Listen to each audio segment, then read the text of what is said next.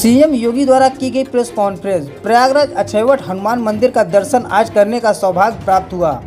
13 अखाड़ों की बैठक संपन्न होने के बाद राज्य और केंद्र द्वारा कार्यों की पूरी समीक्षा की गई। कुंभ की तैयारियां युद्ध स्तर पर हैं। 5,600 करोड़ के बजट से प्रयागराज को खूबसूरत बनाना है। पिछली बार 100 देशों के लोग कुंभ में आए थे, उसी को और भव्य रूप इस बार दिया जा रहा है।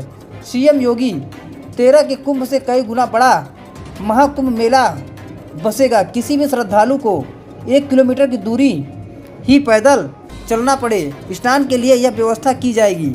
प्लास्टिक मुक्त जीरो लिक्विड डिस्चार्ज का प्लान है। सभी सीवर नाले को टेप किया जाएगा। 2019 से कहीं अच्छा इस बार महाकुंभ दिव्य और भव्य होगा। पिछली बार भी पत्रकारों का सहयोग रहा, इस बार भी आपका सहयोग होना बहुत बेहद ज़रूरी है। मैं आज की इस मीडिया ब्रीफिंग में आप सबका स्वागत करता हूं। आज यहां पर हमें दुनिया के सबसे बड़े आध्यात्मिक और सांस्कृतिक इवेंट प्रयागराज महाकुंभ 2025 के लिए आयोजित इन बैठकों के क्रम में मैं आप सबका भी हृदय से स्वागत करता हूं। आज प्रातःकालीन सत्र से ही हम लोगों को प्रयागराज में आने, संगम तट पर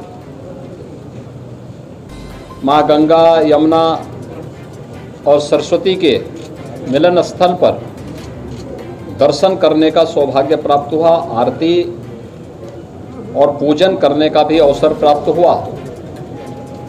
अक्षयवट, सरस्वती कूप आदि की सुंदरीकरण की योजना और लेटे हुए हनुमान जी के कॉरिडोर निर्माण के कार्य को भी और दर्शन करने का भी अवसर प्रातःकालीन सत्र में हमें हुआ है।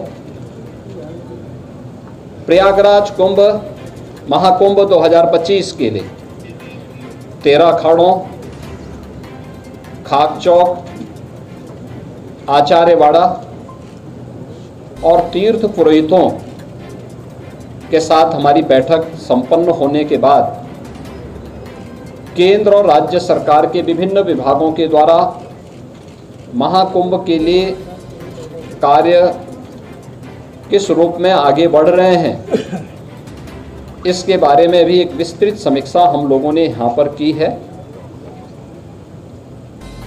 दिव्य एवं भव्य कुंभ के जो थीम प्रधानमंत्री मोदी जी ने 2019 में हम लोगों को दी थी, कुंभ भी स्वच्छ,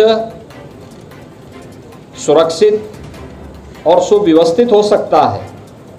2019 का प्रयागराज कुंभ उसका एक उदाहरण बना था।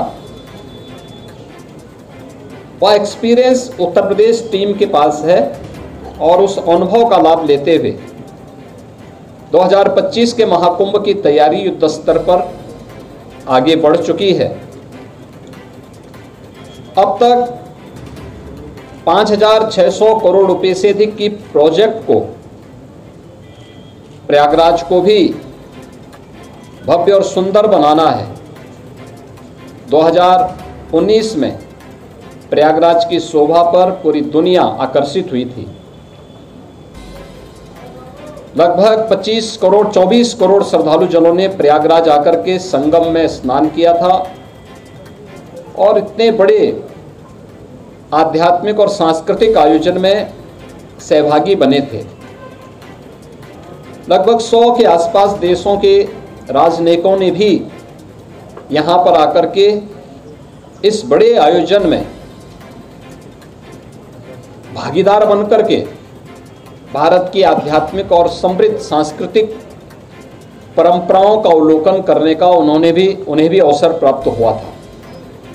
और उसी को और भव्य रूप देने के लिए हम लोगों ने यह कार्रवाई विभिन्न विभागों ने प्रारंभ की है, जिसमें उत्तर प्रदेश सरकार के साथ साथ केंद्र सरकार के भी रेलवे के द्वारा, एयरपोर्ट अथॉरिटी के द्वारा, भारतीय राष्ट्रीय राजमार्ग प्राधिकरण के द्वारा और भी अन्य विभागों के द्वारा मिलकर के बेहतरीन तरीके से अपने कार्यों को आगे बढ़ाया जा रहा है।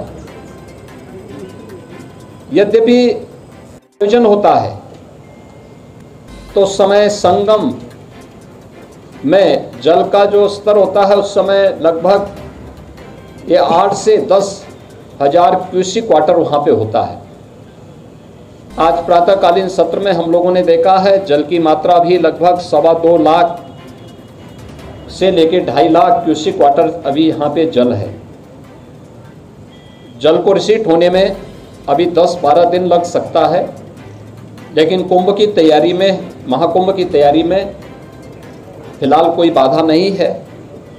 और हम लोगों ने एक डेडलाइन दी है कि 15 दिसंबर तक हर हाल में सभी प्रकार के कार्य, निर्माण के कार्य संपन्न होने के साथ ही कुंभ के दायरे को भी बढ़ाने का कार्य 2013 के प्रयागराज कुंभ की तुलना में इस बार उससे दोगुने से अधिक क्षेत्र में कुंभ फैलेगा।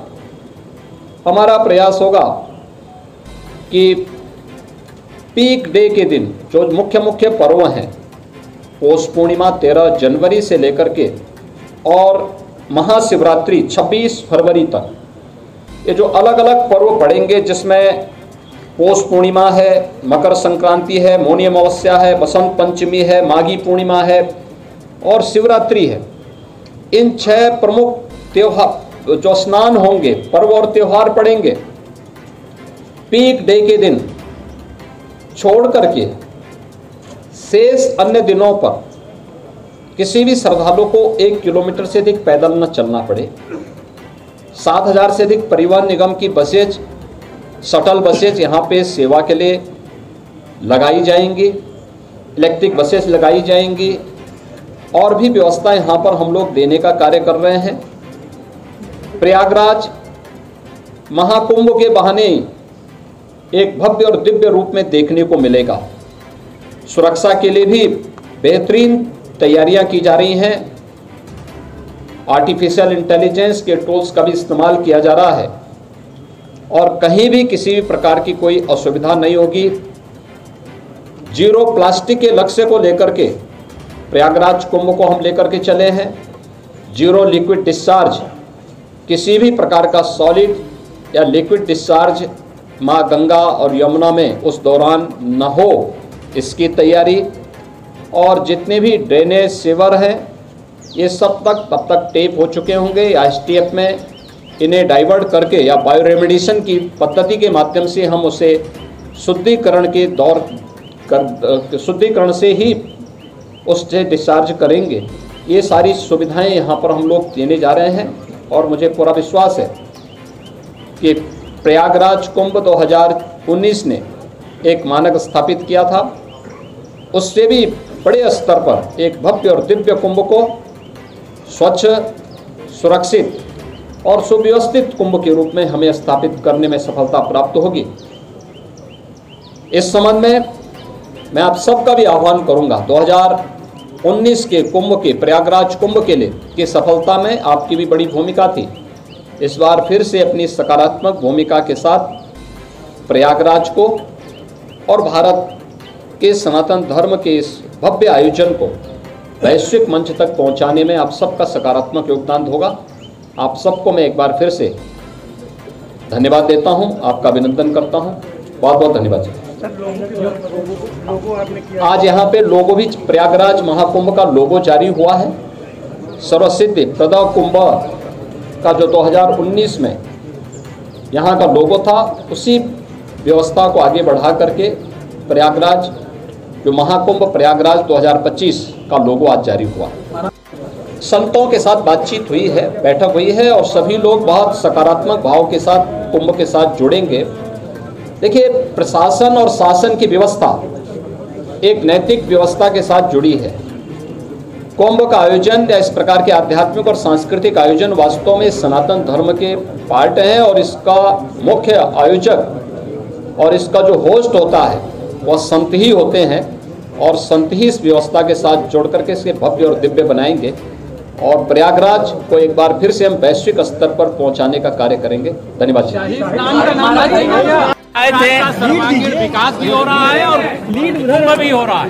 मतलब ऐसा शुभ अवसर प्रयाग के लिए, जब देश और प्रदेश में भाजपा की सरकार है तो दिव्य और भव्य कुंभ पहले भी हो चुका है, फिर होने जा रहा है। संतों ने एक मांग की है कि शाही स्नान जो मांग की होगी मुख्यमंत्री जी के, मैं उस बैठक में नहीं था, मुख्यमंत्री जी से किए होंगे, जो किए होंगे उसे तो सरकार भी कर रही है।